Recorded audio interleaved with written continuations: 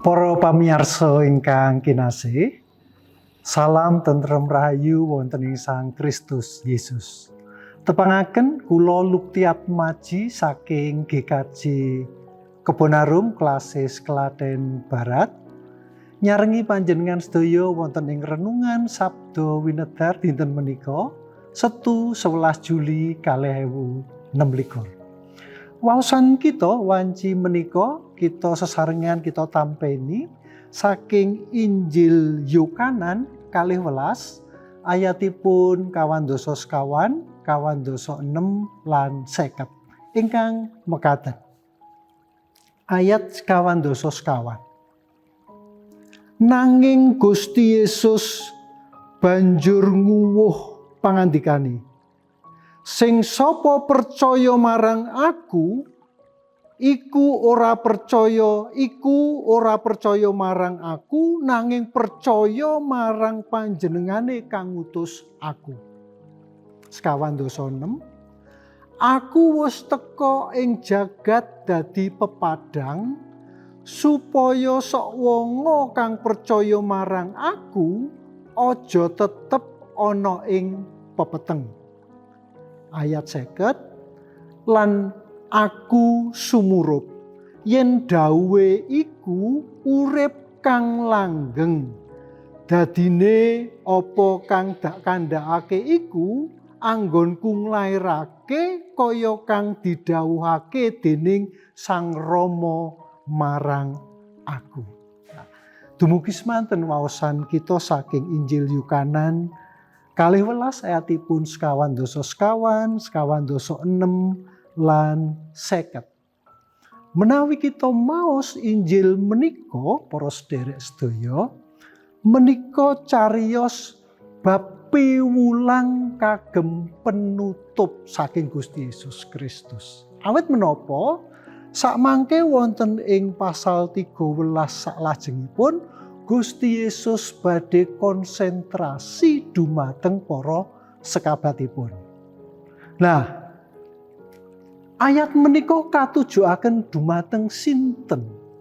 Ayat menika dipun tujuaken dumateng para bangsa Yahudi lan rencang-rencangipun. Awit menapa?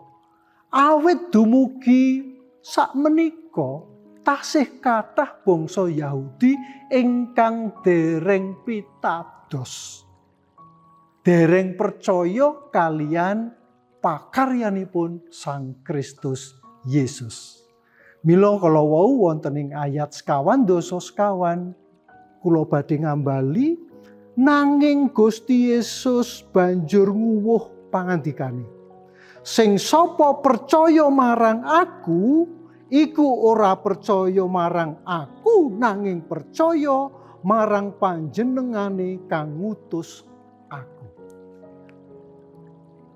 Sinten ingkang percaya dumateng Gusti Yesus menika boten namung pitados dumateng Gusti Yesus, nanging inggih pitados dumateng Sang Rama ingkang ngutus Gusti Yesus Kristus.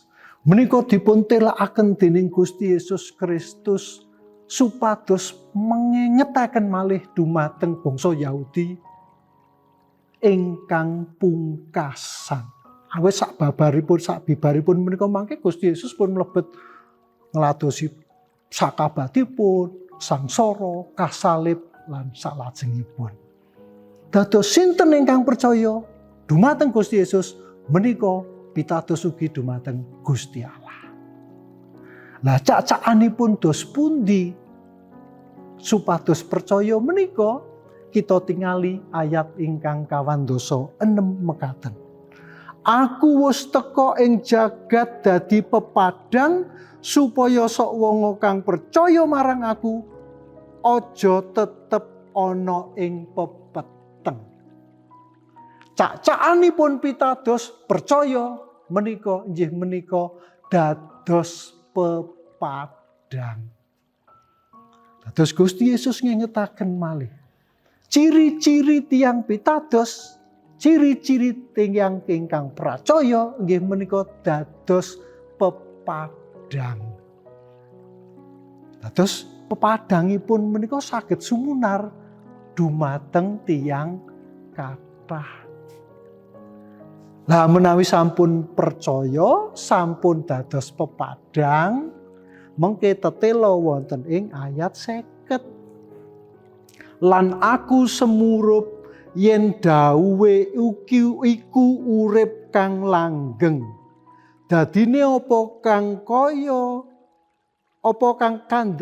kandhakake iku anggonku nglairake kaya kang didhawuhake dening Sang Rama marang aku.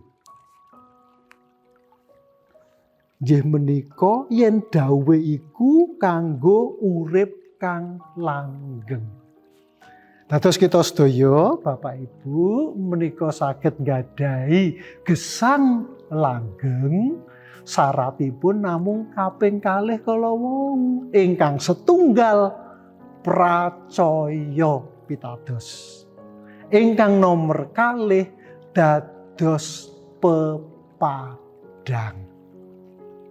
Mugi Sang Roh Suci nuntun kita sedaya saged pitados dumateng Gusti Yesus Kristus, mekaten ugi artosipun pitados dumateng Sang Rama, cak-cakanipun saged dados pepadang dumateng kita lan tiyang kathah.